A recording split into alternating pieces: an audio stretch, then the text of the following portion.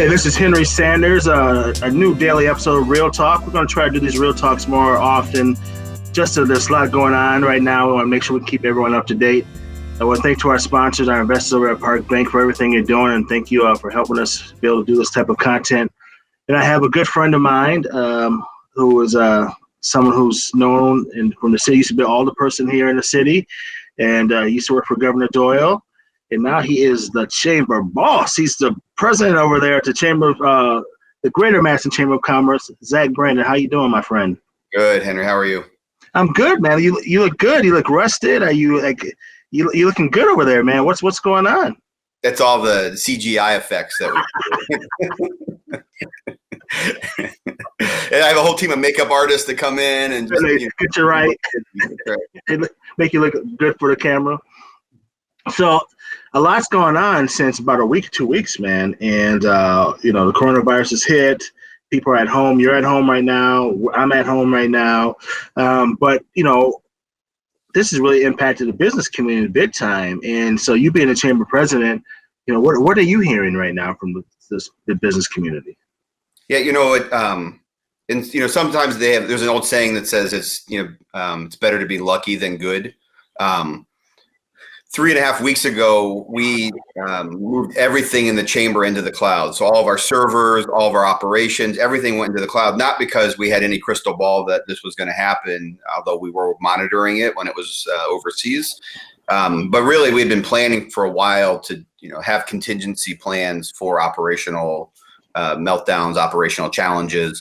And so we were able to move 12 people into the cloud quickly. It was already done. We had new equipment that was already procured. And so quickly moved 12 people into remote work. And so we've been operational for more than a week. And so the first thing we did was almost a week and a half ago, in collaboration with Downtown Madison Incorporated and Destination Madison, we put out a survey to 1,500 businesses to better understand what were the initial challenges that they were seeing around the COVID-19 crisis. We had almost 450 responses. And so from that, we were able to understand all sizes of business, all types of business, what the challenges were, what plans they had in place, what they were able to implement from those plans, and what they needed. And what we realize is one of the hardest parts for businesses right now is the ability to make decisions. Businesses thrive in uncertainty and predictability.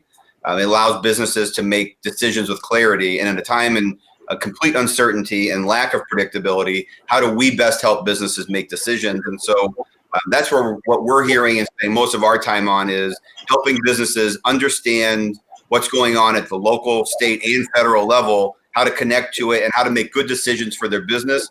But we're also starting to focus on what does recovery look like. You have to, even in the face of this challenge, you have to stay optimistic that the recovery will come, and what can we do to accelerate into and out of the recovery? Do you? I know the Senate, I think they just passed the $2 trillion stimulus yesterday, on Sunday, I think it was yesterday. Do you think that'll have any impact on small business? Can you assess at this point? I know it's early. Do you think that'll have any impact on small businesses? Yeah, there's a significant amount of resources that are in the bill at $2.2 trillion. Past the Senate, needs to go to the House, and then needs the president's signature. So still a little bit of more work to be done. But the agreement is there in principle. The negotiations are done. Now it's just a matter of getting the process through. Deployment will be the question. There's no doubt that there's money that will be there, not only to help small businesses, but also to help businesses that are in the national strategic interest. But also to help people, just the worker who is in this moment of uncertainty as well. All of this is a cycle. If you think about the business that pays its vendors and its employees, the vendor then pays its employees and its vendors. It's a circle. It's a circle of the economy. If it breaks down anywhere, if people don't spend money, or if businesses don't spend money, if businesses don't pay their bills, if people don't pay their bills, if people don't buy products, all this stuff starts to unwind. And so the stimulus package will put real dollars in people's hands and businesses' hands to keep the economy moving while we get through this and then into recovery. At this time, what do you for a lot of people that don't know what the chamber does, right? So what does the chamber role play at this point in time, in general, but especially now when all these businesses are hurting? Like, what role can the chamber actually play to actually help the economy, help these small businesses? Yeah, the chamber solves problems. I mean, it was when it started 120 years ago. It was because Madison needed more people and more businesses, and so a bunch of business leaders got together and formed the predecessor to what is now the Greater Madison Chamber of Commerce, to collectively do what we can't individually do. It's about coordinated action for collective good. And so, the polling led to us standing up a virtual Q&A portal. So if you go to slido.com or sli.do or slido.com and you type in ask for biz with numeric 4, ask for biz, or you send an email to ask@madisonbiz.com, you can ask any business related question regarding COVID-19 and we will get you an answer. And so you can go to our webpage too to frequently asked questions.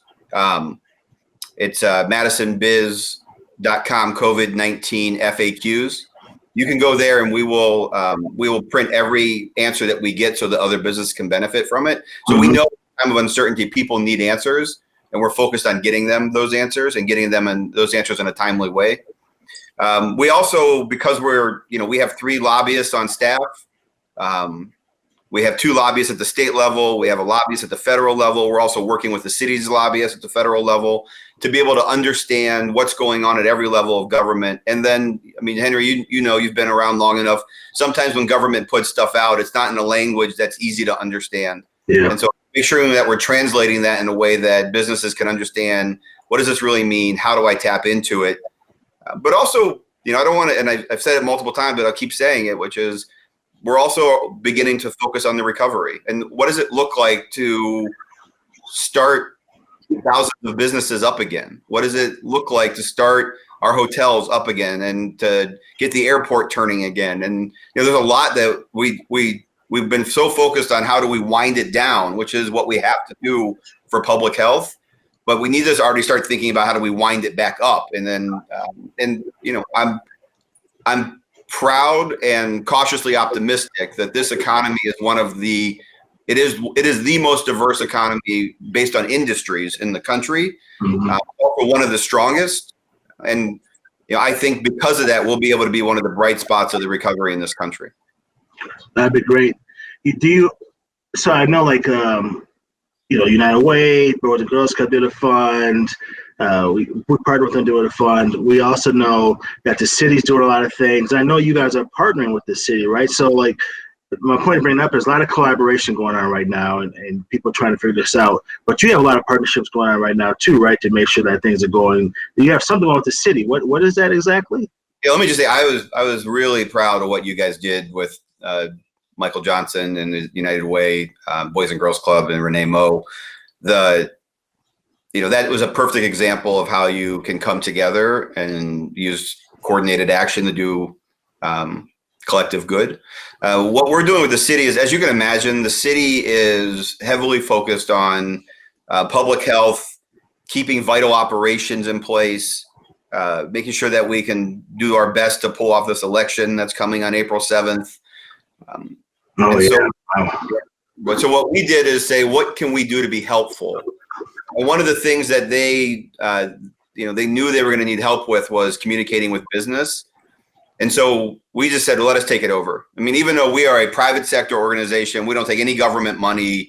Many times, Henry used to be the vice president of this organization. Many times we lobby government and sometimes we fight government, right? And so, we can be friends and we can be foes, but in this situation, it's a seamless partnership where we are taking over all of the city's liaison work with businesses.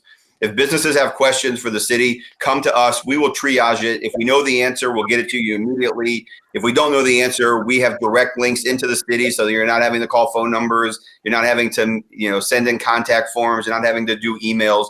We will break down the bureaucracy for you. And it's not a bureaucracy that's there because of the negative connotations of bureaucracy. The bureaucracy is there because they're focused on vital city services.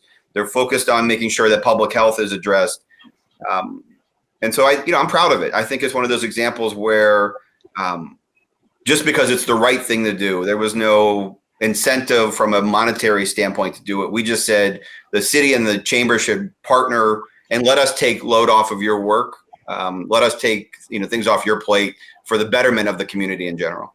Yeah. And that also is, it's also making sure that other partner organizations have access to information that we have. So, we're not hoarding information. We're not saying that our information is only for our members. Every night I send out an email to all of the city economic development partners with our logo and the city logo, but it comes from the chamber and it says, here's everything that we know today. I just sent one out just before you and I jumped on this call about new SBA hotlines for small business loans. We're working on getting documents translated into Spanish and to Hmong. We're working with the Black Chamber and the Latino Chamber to make sure that when we are addressing issues that we're also thinking about what is it like to be a minority business owner in the city. Sometimes what is it like to be a business owner in the city and you see all these government programs, but maybe your documents aren't all in the right order, or maybe you don't have documentation. Maybe you're worried about something that you did when you set up your company because you did it really fast, doesn't make it eligible. How do we make sure that we're providing confidential information to those organizations as well so that they can make decisions like every other business making their decisions? We've also opened up our entire newsletter communications. Used to be only for members. Anybody can access it now. If you want our daily update of what's going on around the business community, specifically around COVID-19, anybody can get it. Anyone can forward it. And so we're a membership organization. We survive because our members pay dues. But in this situation, we've just opened it up so that everybody can have access to it. That's great. I'm not on the email. I didn't get the email. Why am I not on it? What's up with that? I mean, I'll forward it to you right after this. I mean, I care about these issues. I care about economic development and stuff. I mean, if you if you send an email to ask@madisonbiz.com and you want to get the email, they'll set you up. Okay. To get the emails. I'm doing even better. I'm talking to the CEO. I'm saying, "Hey, CEO, I want to be on the list." I'm like, "Can I? Does that help?" It means you'll get a direct response in a few minutes. See, what he's really saying is still send the email, Henry. That's what he's really saying. So, okay, before I go, what are you doing to stay sane right now? You're in the house. What are you doing to keep yourself active and just not going stir crazy? What are you doing? Well, I have a 135-pound dog who can get and needs to get out and get a walk too, and so walking her. At least once a day, sometimes twice a day, making sure that I get up and stretch, sitting in this position all day long, hunched over on a laptop, starts strain on the body. So making sure that I get up, I stretch. Laura and I have a sit-up, push-up challenge that we're doing with the kids. And what you're losing the other thing too is I love a lot of the gyms have put out free workouts. So you can just, go to their websites, download their apps, and they're doing virtual workouts. And so I think it's a good question. I've been talking to my team. There's 12 people on our team. Every time we do an all-team call, I remind them that not just physical health, but mental health as well. It's a whole different world where you spend every day talking to people outside of your family, and you think about what your network looks like, and now all of a sudden you're not talking to them anymore. You don't have face-to-face interaction. Yeah. And so just reminding people to find ways to engage, to plug in. We're going to get out tomorrow. Tomorrow's my birthday. All 5 kids, Laura and I are going to go, with some social distancing, going to go for a hike, just get out, get some fresh air. But it's a good reminder, not just to me, Henry, but to you, to your team, to my team, but also to every one of your viewers, listeners. Make sure you take care of yourself, but take care of others as well. Yeah, well, happy birthday tomorrow, man. That's great. And who's winning the push-up contest? I think Laura's winning the push-up contest. Think? Oh, you think? I answered that question before. You think Laura's winning? That's hilarious. He thinks. But thank you for your time, brother. What's that? Oh, yeah, what are you going to say? No. I was going to say something to get me in trouble. I'm just going to stop. Smart man. But you're locked in the house now, bro. Like you have nowhere to go, right? Hey, well, thanks for your time, Zach. Thanks for everything you're doing. Thanks for the Chamber of Commerce for stepping up. These are trying times, and they can get a little worse. So hopefully that we need people like you leading and help ensure that Madison is thriving, that the city community has a voice, and that we can keep moving forward and help as many people as we can. So thanks for your time. I guarantee we'll talk again before all this is over, and enjoy your birthday tomorrow, man. That's awesome. Thanks. I appreciate you, Henry. Thanks for getting the word out. Yeah.